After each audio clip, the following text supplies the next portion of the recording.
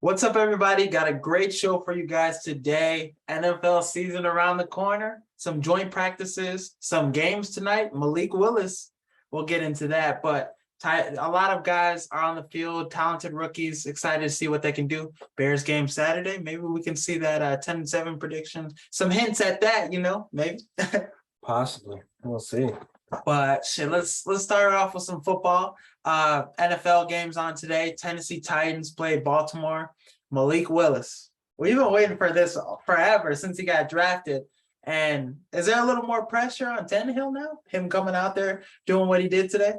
I mean, he showed off, but it's a preseason game. You got to put a body of work out on the field, and even then, it's not enough because it's Tannehill's spot till proven otherwise. So he's gotta obviously put himself in the best position to win that number 2 spot. But you got to win the backup role first. Exactly. A lot of people forget that's like a whole competition too, because Malik Willis is fresh out of getting drafted. So looking at it from that perspective, Tannehill's the clear-cut starter there, but it would just have to be because Tannehill's just stinking it up after the first quarter of the season, or he gets hurt. Yeah, that Malik gets an opportunity. We've definitely seen a lot of rookie quarterbacks come in and steal the job from the vet. It's happened before. Tony Romo was the starter in Dallas. Dak Prescott had one of the best preseasons by a rookie quarterback ever, and same thing with did his Mahomes. shit. But Mahomes had a city year. Trey Lance had a city year. He started a few games, clearly wasn't ready. And even in Dak's position, Tony Romo had to get hurt. I mean, he got hurt every year, so that was damn near given. But that's the opportunity that you need to shoot. Even Justin Fields, he got thrusted in. I mean, who knows why? I mean, we had Dalton and Nick Foles. I mean, the coach is gonna get fired anyway, so they ain't had nothing to lose.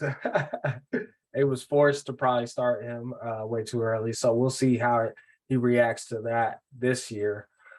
So the preseason is just an interesting time where I don't think it's as important for the vets as it is for those new guys, and not only new players but new coaches. So for the Bears, I'm excited to see the new offense. To see how they look.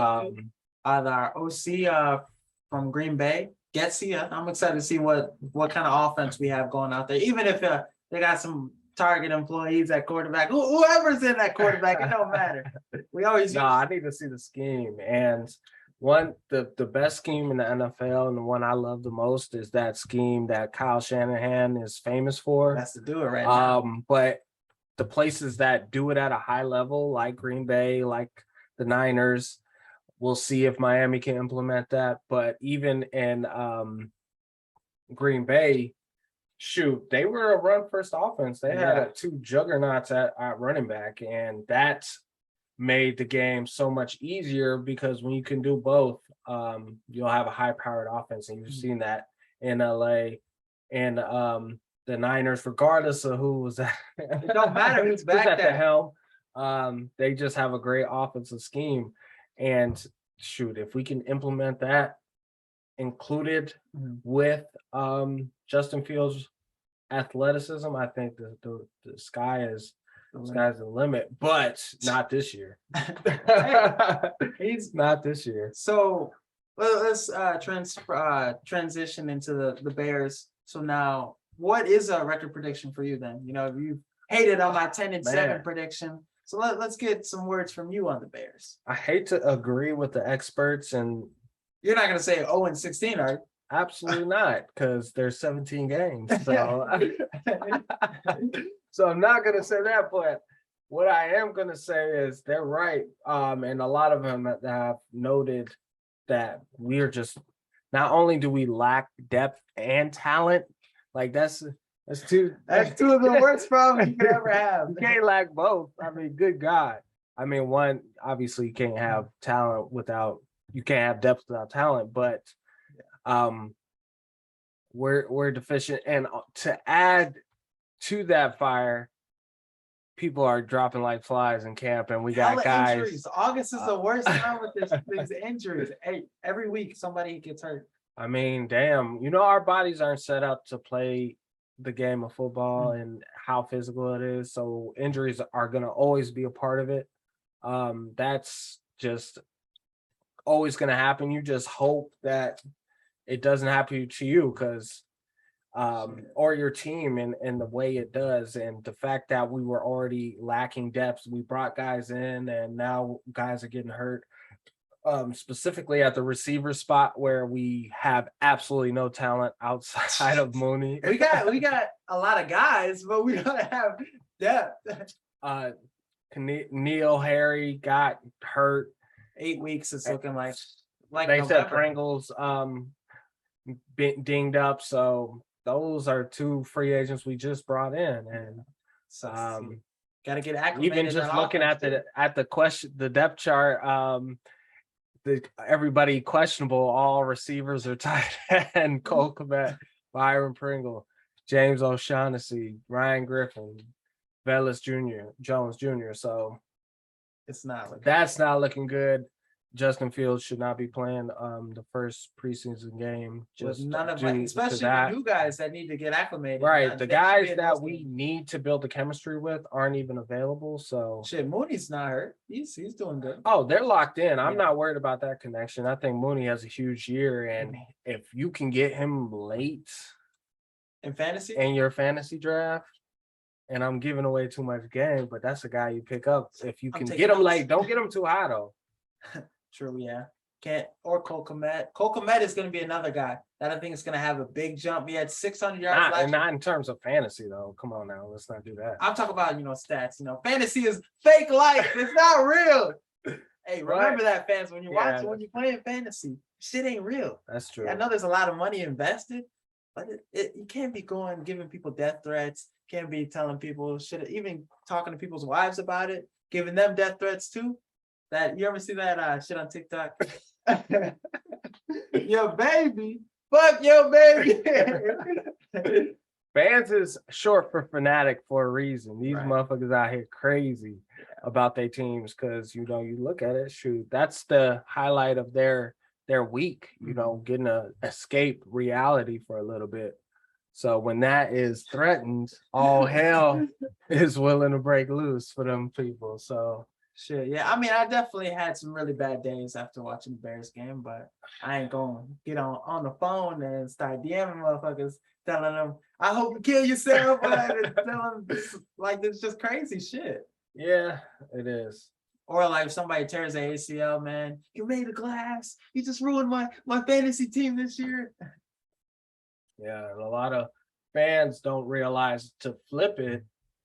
Yeah, money is cool, fame is cool, but your mental health is still. They're still humans. It doesn't matter what your status is to the world. If this ain't right, and especially in a sport like football where you constantly hitting your head against another man's head, a lot of times that mental health can deteriorate, and getting those type of threats can affect your mental health. I mean, shoot.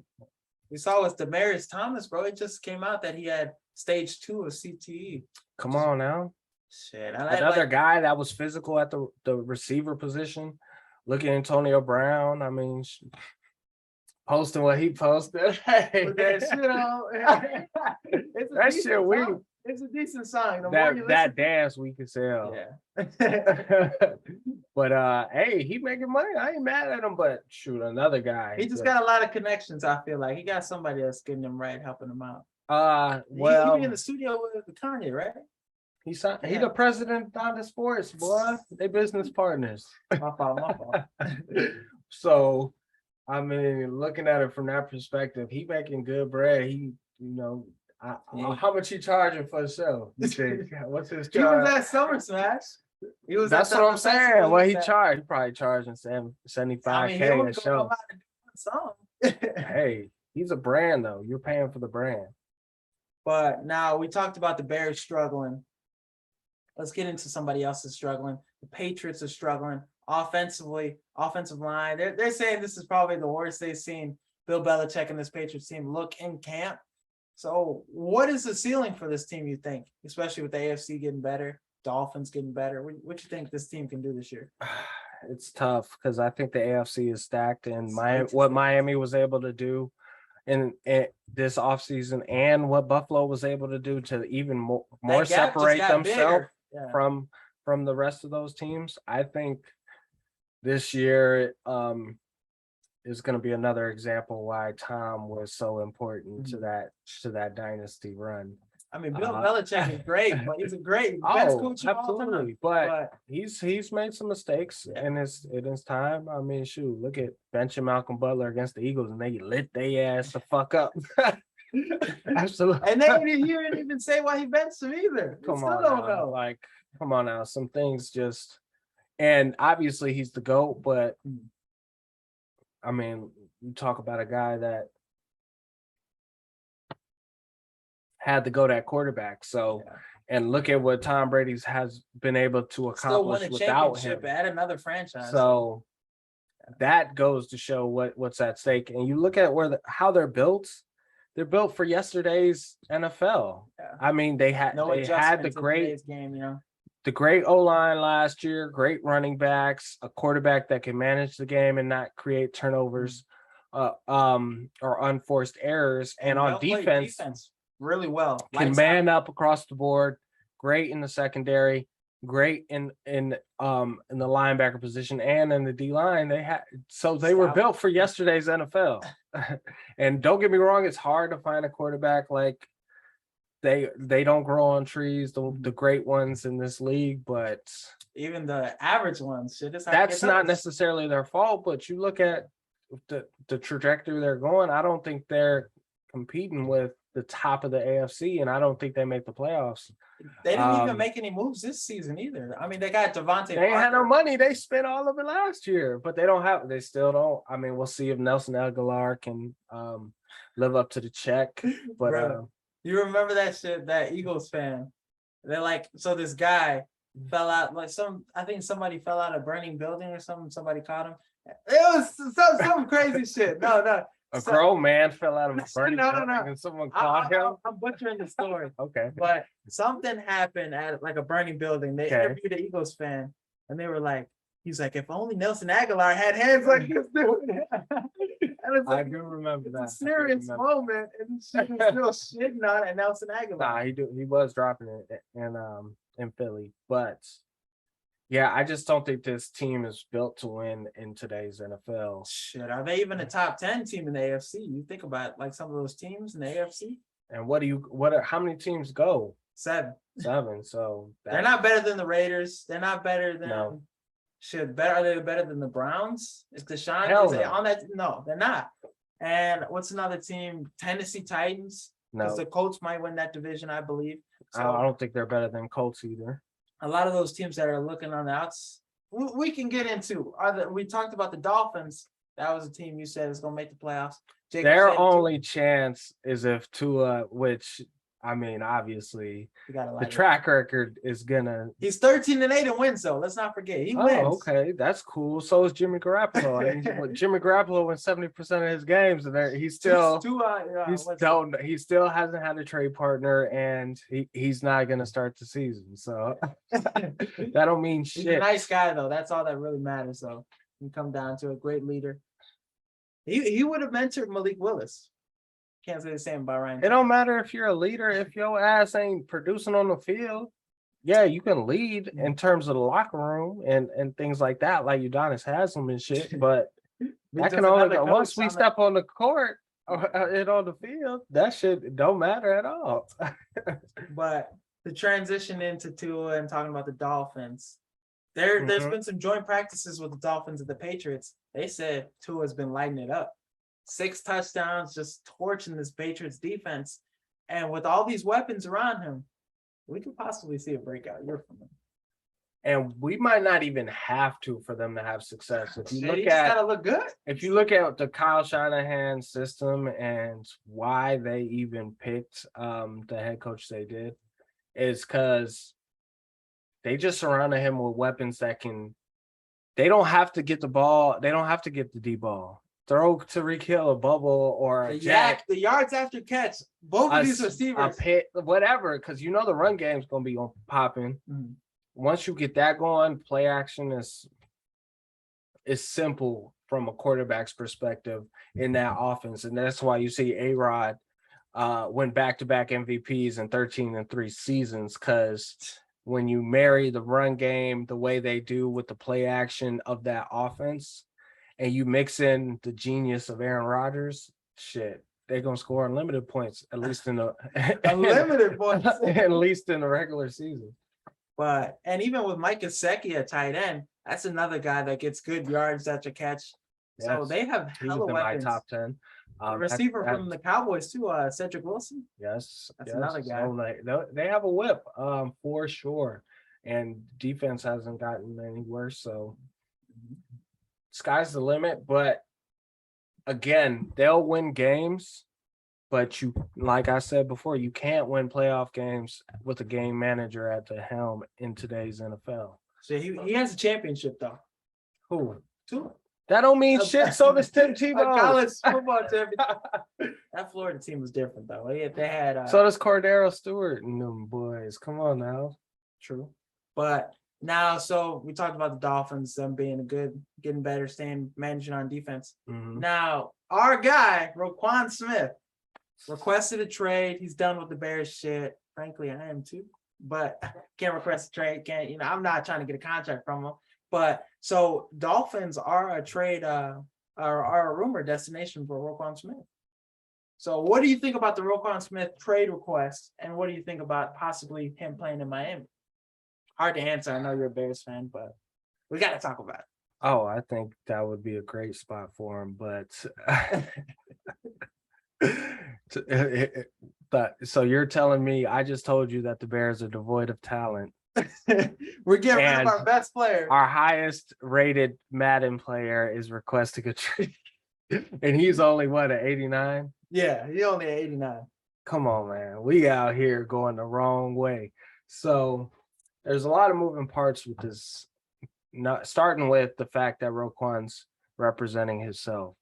And any player that can do that, hats off to you, because you got to be able to look yourself in the mirror and be really transparent with yourself on what your value is in this league. So I think the deal that they presented was what? It was like 21 million, I think. 21 million? I think it was. Per year? Well, that was the name. That was the number I heard off and I thought, but he basically said that shit was laughable. Whatever they gave him. Whatever they, if It's 21 over 5 years, that's 50, 105 a year. I mean 105 over that course. So that would make him the highest paid player. But I think they said they offered him 15 mil a year with decelerators. That mean if you don't play a certain number of snaps over the course of your career, say we're in year 3 and you miss 6 games, they could take money off of your contract for that. So not only are you paying me as if I'm the 7th or 8th best linebacker in this league, that all of that could be fluff, because in 3 years from now, you could limit my reps, decrease my pay because I'm an older guy and you're trying to build this new future. And that's from Roquan's standpoint, why that doesn't make sense at all. Being one of the top linebackers in this Top league. 5 at least. If I would rate him, obviously I'm taking my boy out of Indy and Fred Warner. Darius Leonard, Fred Warner. I might take Fred Warner number 1. He's 25 too. He's really young. Yeah. It's crazy. I thought he was like 30.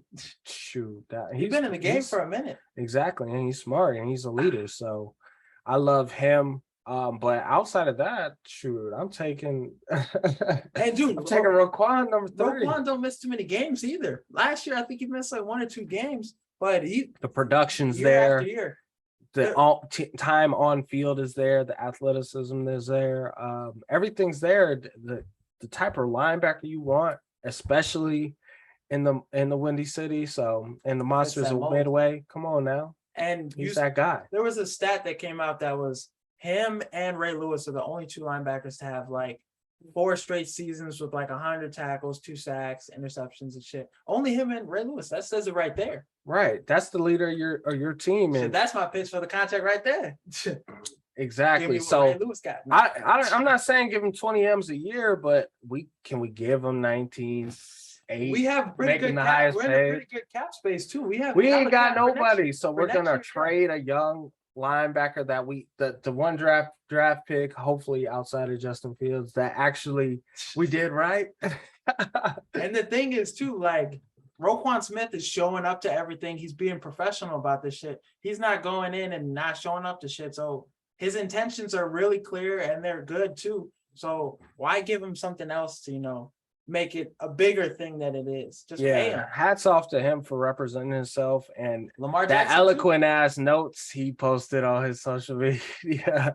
Players are getting smarter, and these owners are starting to realize the power that social media provides, because now Roquan has made this negotiation public, and it put them in a bad light. Like, okay, we trying to give y'all this Diddy 2.0. We trying to finesse Roquan to taking a team-friendly deal for a team with no talent that's not gonna win no time soon.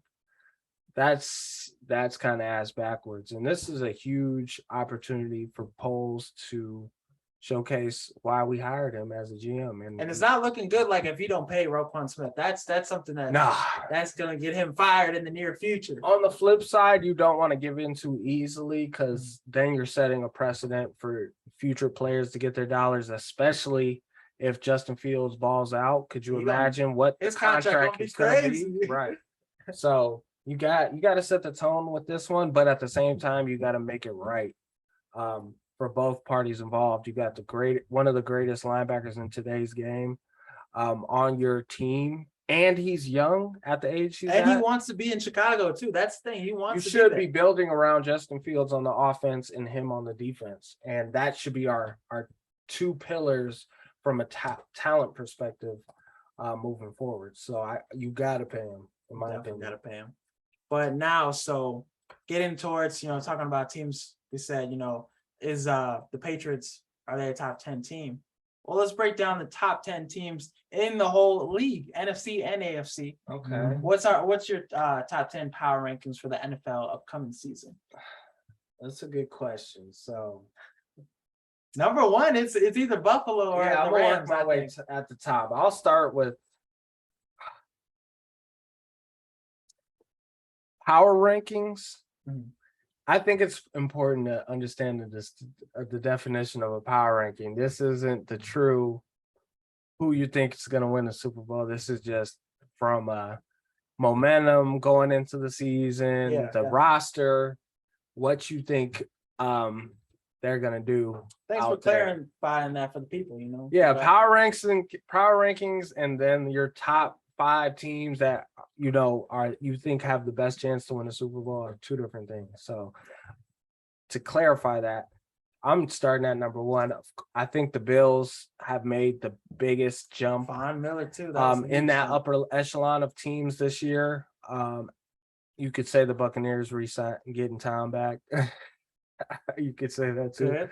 But and Julio, but I think number 1, you got to put Buffalo out there from a talent perspective. I mean, damn, they were shoring up some holes, getting Von Miller, drafting Dalvin Cook's brother. They got the receiver too from Boise State. That was first round potential. Shakur, one of the two. Yeah, I mean, Josh Allen is, like I said, the Luka Doncic of the NFL. Great and you comparison. Put a whip around him, both offensively and defensively.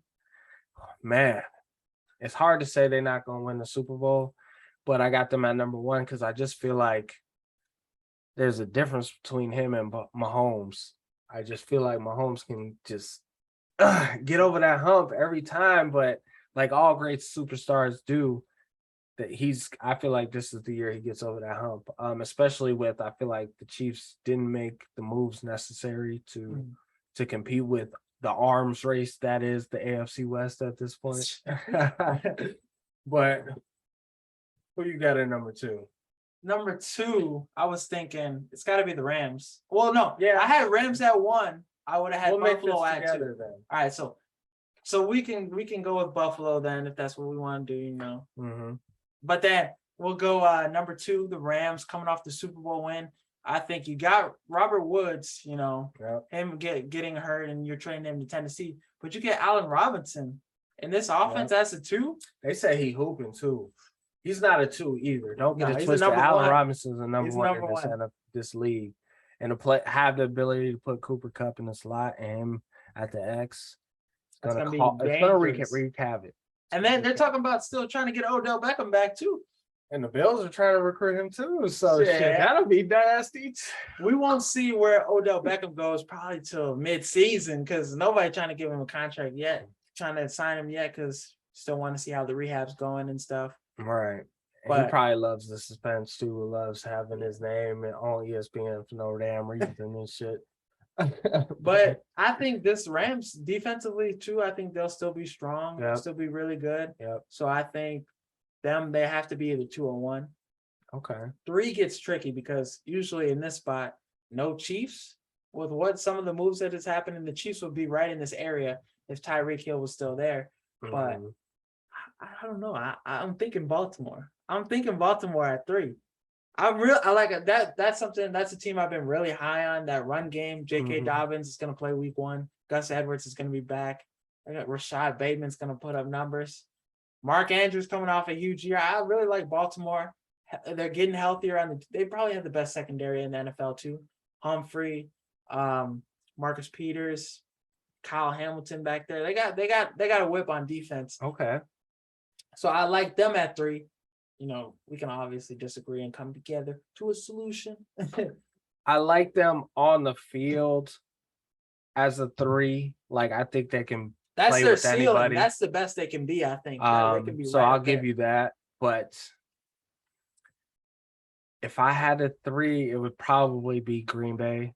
And I don't like to say that. In terms of regular season? Absolutely. In terms of power rankings. Yeah. And the competition they have in their division, there isn't any. If we're being clear, is Kirk Cousins competition? Hell no. Surprisingly, people have been saying that the Minnesota Vikings are going to be a dark horse too. They're going to come out the playoffs. Some people even saying they're going to win the division, which I think that's a colder take than my hot take. Man, Aaron Rodgers has been able to turn white receivers into all pros. So. No, they've been saying this Romeo Dobbs dude from late round gem.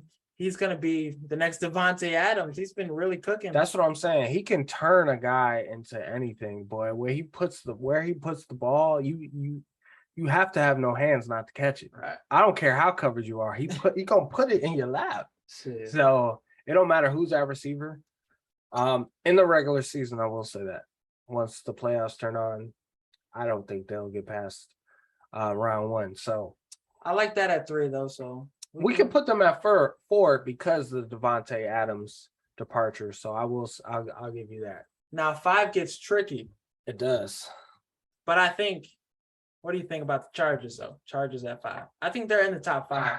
Yes, with the additions they've had. Now that I think about it, they could be 3. They could, from a talent perspective, they have everything. But they have everything. They got Jesus at quarterback too. Man. Hey, the Herbert media darling. They love him so much, and it flipped because when he got drafted, the knock on him was, oh, he's not vocal, he's not a leader, he's not this, and now this is the greatest talent we've ever seen come out of the quarterback. Statistics wise, though, bro, like the numbers he's put up, he's broken hella fucking records. Yes, and I don't think he was the reason why they didn't make the playoffs at all. No. I think more so his coach. So that's my big takeaway from the Chargers. They have every excuse to be successful this year. But the coach, he's a defensive specialist, but you got Khalil Mack and Joey Bosa together on defense. So. That coaching in that Ravens game was terrible. Yeah. They got blown the fuck out that game, didn't they? It was like, man, it was a game where they could have tied to get in. Mm-hmm. Oh yeah. they were getting blown out. Justin Herbert brought them all the way back to OT, and they were gonna take a knee, and they decided to. That's the thing. He went for it on fourth down every damn time. Yeah, that was horrible. Yeah.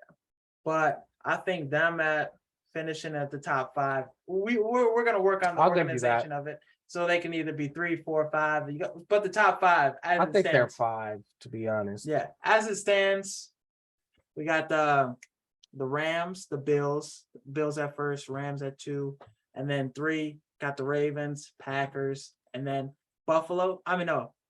Number 5 was Chargers. My fault. But number 6, that's where it gets tricky. The bottom 4 teams in the top 10, bottom 5 teams. So what are we thinking for 6? I think you can't discount the Chiefs that low. Yeah. They're still going to be, Juju Smith-Schuster has been looking really good. Yeah, I think they'll be fine. Especially with Andy Reid. I mean, this ain't nothing new for him. He lost to TO at one point.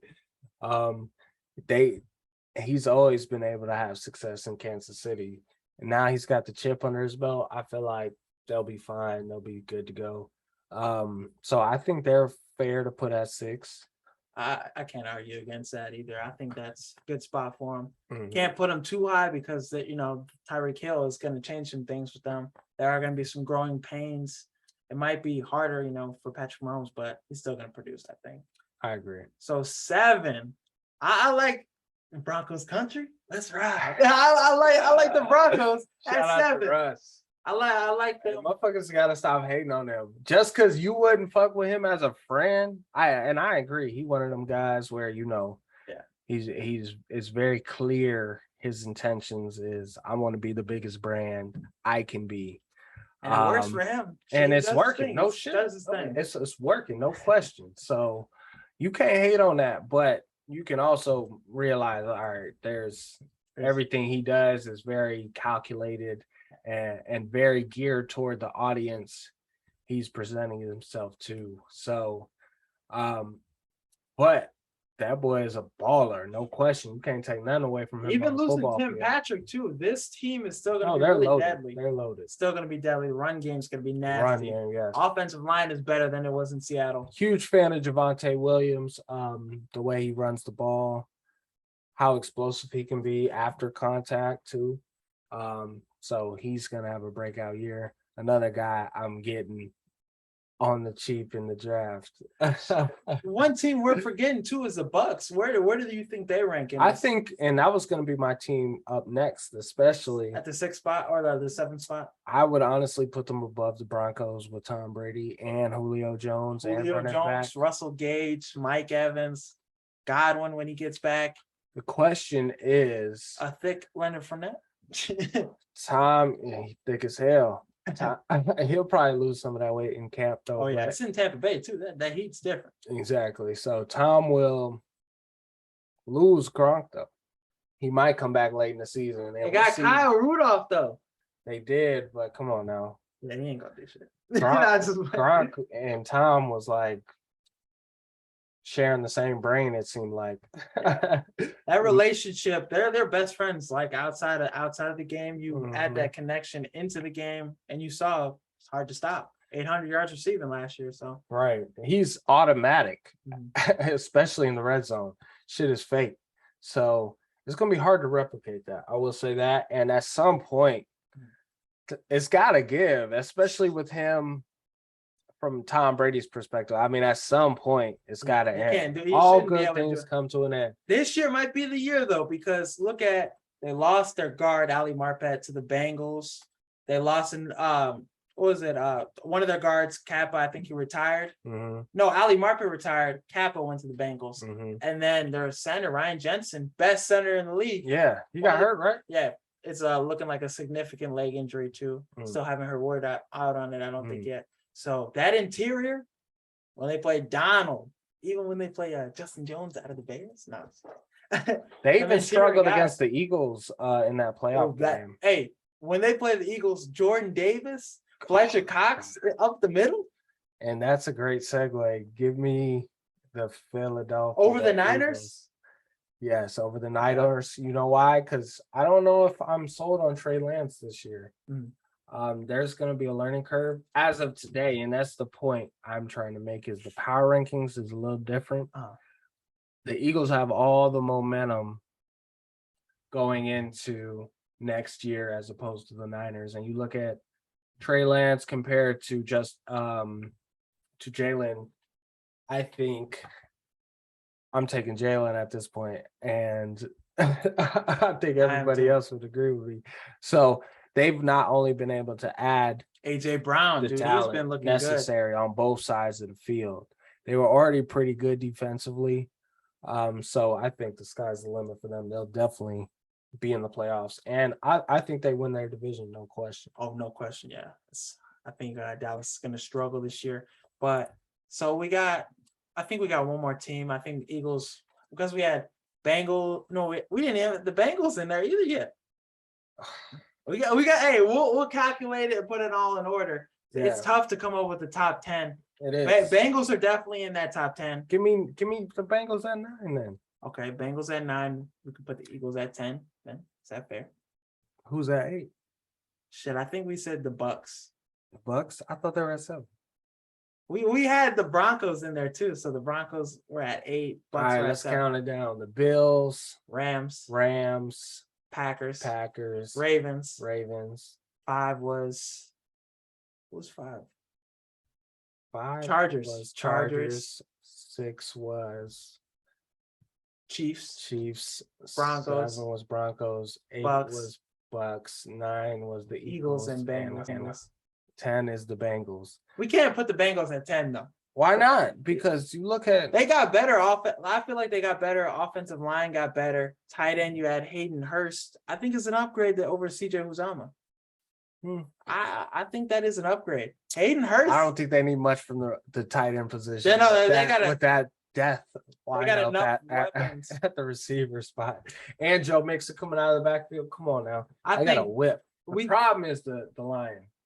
And they picked up some guys. They picked up Collins from the Cowboys, Ted Karras from the Patriots, who's a really good interior guy. You could plug him center guard or whatever. Then Kappa from the Bucks, significant Pro Bowl guard. So fair enough. I think we definitely got to get them back. They should probably be what? They should probably be 6.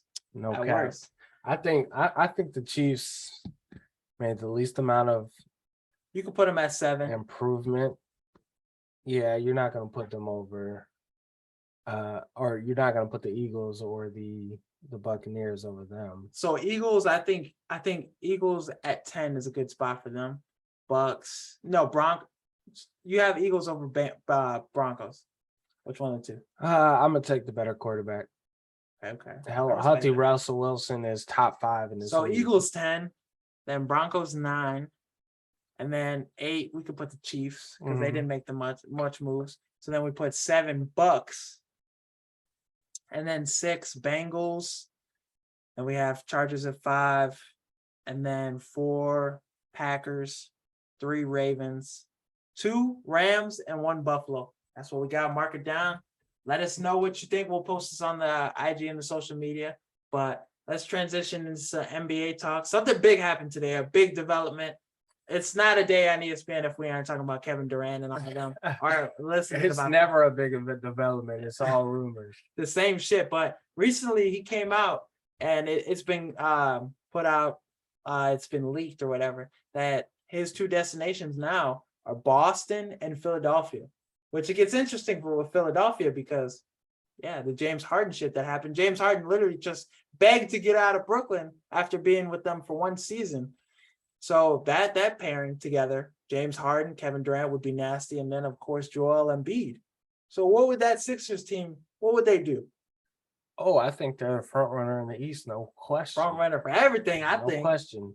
The problem is, like you mentioned, they did that deal for James and they had to sell picks. They had to trade picks for that deal. So where are they going to get the picks from? They got the talent. I think Maxey and Tobias, shit.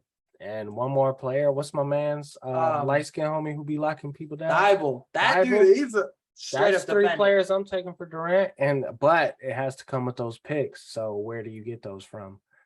I think the deal's possible, but will the Nets make it and the Sixers make it? That's a tough question. I think time is of the essence. I think that deal, if you can make it work, whether you get picks from another partner you bring into the deal, I think that's the way you have to go because And dude, don't you think about it? Those players got to go play with Ben Simmons. How is their like relationship with Ben Simmons too back in Philly? That's another thing that I just thought came to mind right now. that's a great point. But at the same time, business is business. And when you're getting paid to do this shit, it's a lot different. I will say the window is now for the Sixers, and they've moved all this cap room around. James Harden took the team friendly deal. You got the guys to make the trade. Yeah, Daryl Morey's in there. You just need the picks and Daryl Morey. Let's see what he does. But I think that's the move that gets them over the hump. The interesting thing is the Celtics can offer a more attractive offer if they get wind that the Sixers are willing to make a deal, a desperate deal. So what's the better deal then? Counter? What's the better deal? All right. So this is Jaylen Brown is the best player available. Jaylen Brown. This is another deal that Boston was that was rumored that was out there. So Jaylen Brown, Brooklyn wants Marcus Smart too. So you throw him in there and Al Horford, or you go Thibault, Tobias Harris, and Maxey. Honestly, hey, Maxey's way younger. We have him on in a different role because right now he's the third option. Put him in another role. And then Thibault, who still, once he gets an offensive game, that could be dangerous because he scores 3 points a game. Let's be real. And then Tobias is, he's going to give you 19 a game. So which deal are you taking if you're Brooklyn? I'm taking the Celtics deal because they got way more picks to offer. And Jaylen Brown is the best player available in that trade you just mentioned. I think he's a guy. Exactly. I think he can be the number one option, especially if you add him with Ben Simmons and just having that length. Length is important in the NBA. Come on now, that'll be dangerous. So that's the right direction to go in, especially with Marcus Smart. You imagine them three. All three of them straight up defenders. Wings will be shut the fuck down. Royce O'Neal's on that team too. Straight up defender too. Exactly. So I think that makes the most sense. So, but Steve Nash is still the coach. So how much can they really do? No, every time I think about people saying, Steve Nash him being a bad coach, I think of him hugging Kevin Durant after he made that shot to save the game. You gotta understand that he had no head coaching experience before this. True. That's true. I mean, who thought? Whose dumbass idea was that to pick him as a head coach? I mean, after all the talented people, was Ty Lue still available at that point? I think there was a lot of great guys available.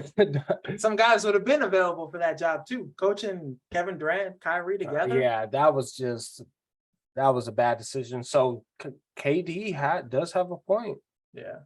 And stating that he doesn't see where the direction of the Nets is going, especially with Steve Nash being unproven. And they got rid of Kyrie on a 1-year deal. Yeah. They got rid of one Simmons, of his guys too. One of his closer people he works with that he worked with at the Thunder.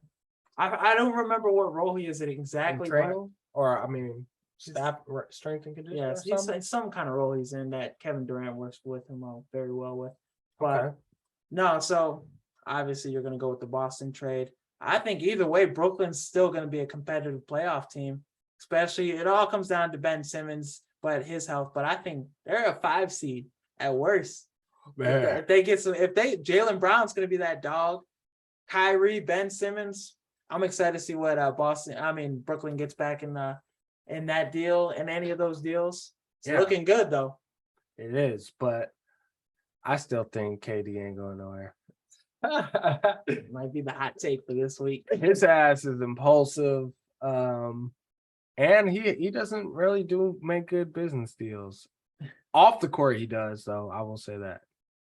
On the court, going to Golden State and leaving Golden State. He should have stayed in Golden State. I agree with Colin Cowherd on that. If you had a wife that to anchor you, they gon' keep it a buck with you. Like, we going where?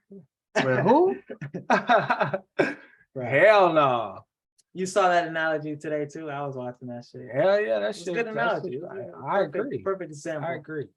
But now let's finish the show off with some rapid fire takes, some quick 5 questions. You know how we get down. If you've been watching the show, loyal fan, you know what happens next. But now, so the first one, who's going to have a better season? Christian McCaffrey or Saquon Barkley? That's a great ass question. Who's gonna play more games too? That's another question. I'll take McCaffrey because when McCaffrey's on the field, it's lights the fuck out. When Saquon's on the field, I mean, the rest of the team around him is terrible, so it doesn't matter. Dable, the offensive coordinator from Buffalo, is coming in, so I think that's a big part. Good point. But and then he don't got Josh Allen. True. He got Baker Mayfield. He don't got Stephen Diggs. Come on now. That's true. Looking at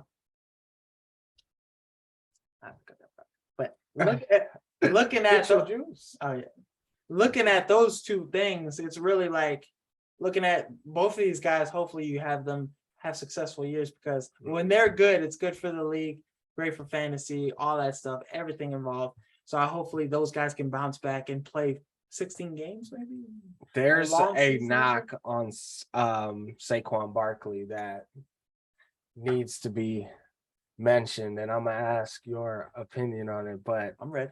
They're saying he can't translate his game to the NFL game. I mean, and that happens a lot. You'd be surprised with guys that are overly athletic at the running back position solely rely on that, where a lot of the NFL is about gap scheme, and having that good vision and setting your blocks up and understanding blocking schemes and be able to read off of it.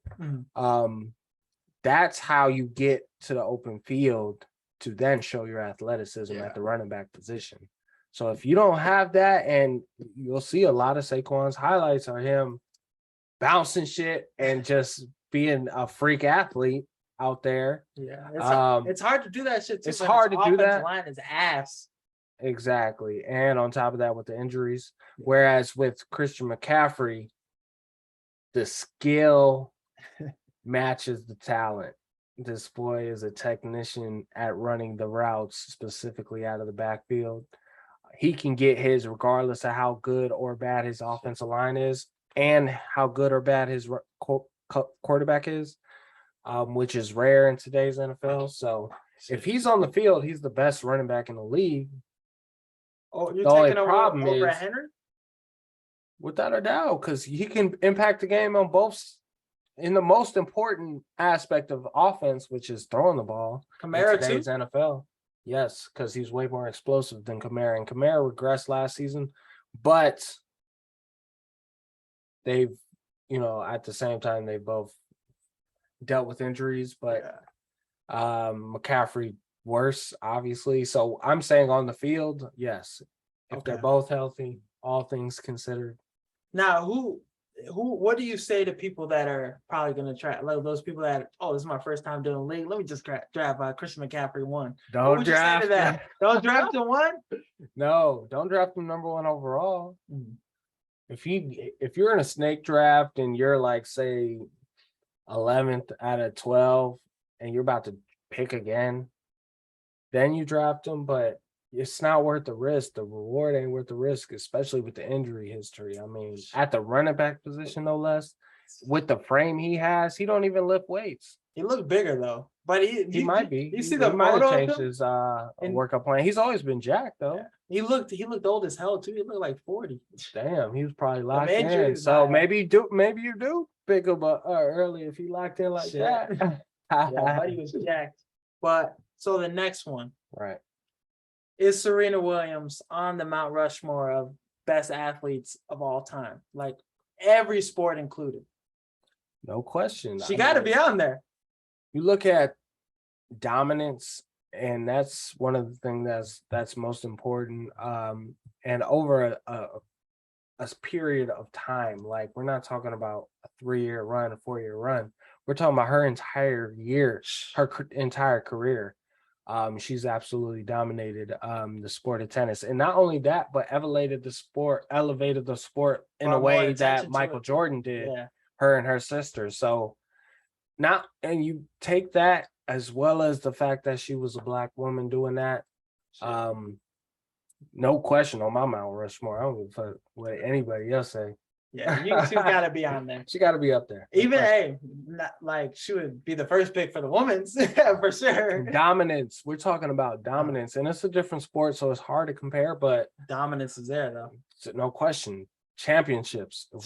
Every accolade you can think of in tennis, she got. We're talking GOATs. Championships. She's up there with the best of all sports. But now, so the next one, you could be the best player in any sport.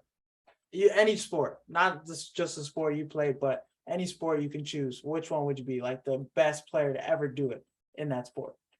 To ever do it? Michael Jordan in basketball.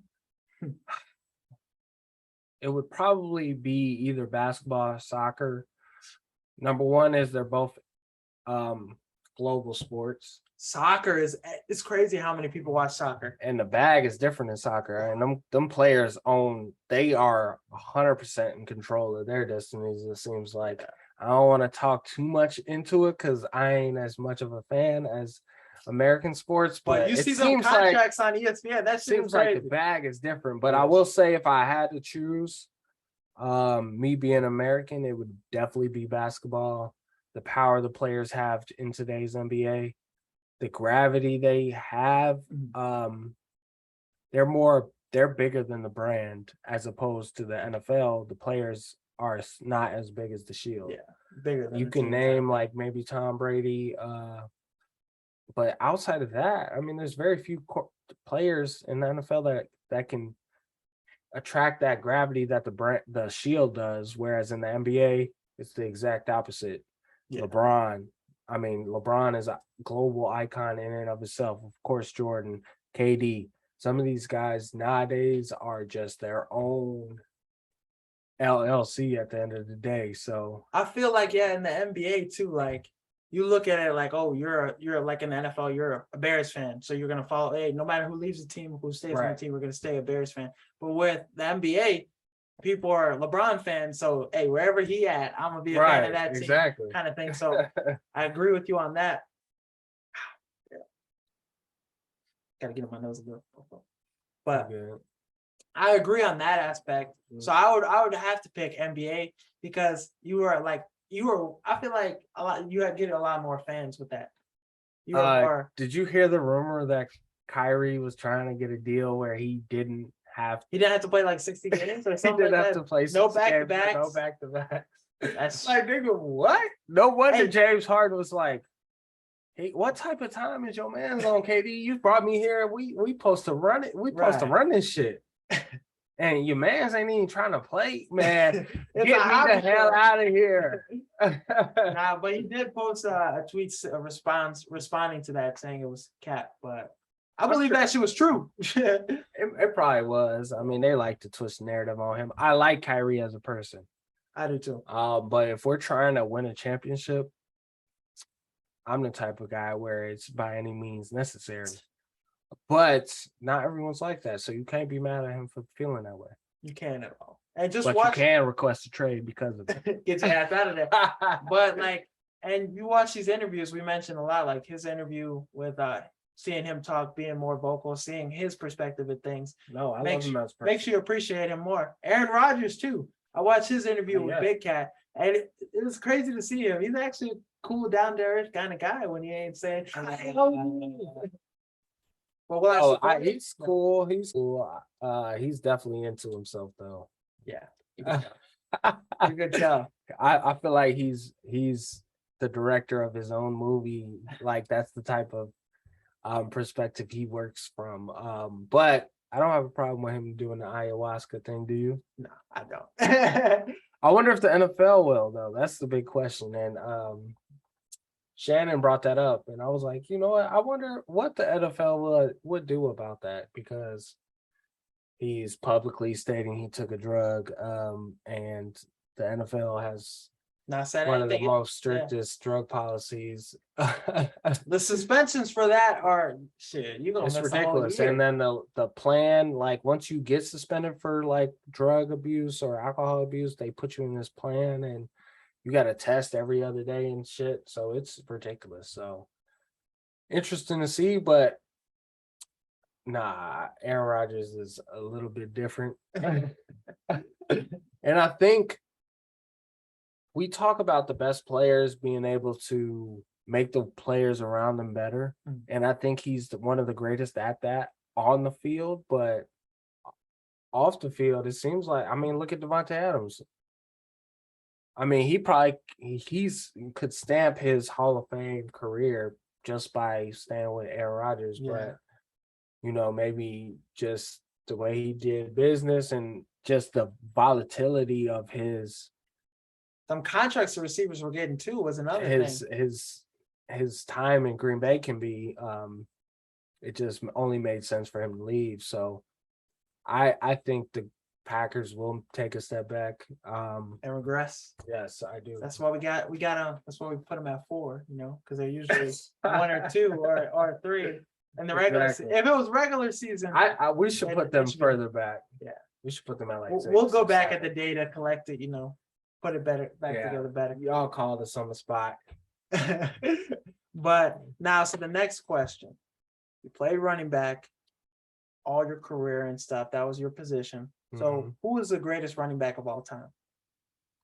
That's a great question. I know you're an LT guy. You like LaDainian Tomlinson. I am an LT guy, for sure.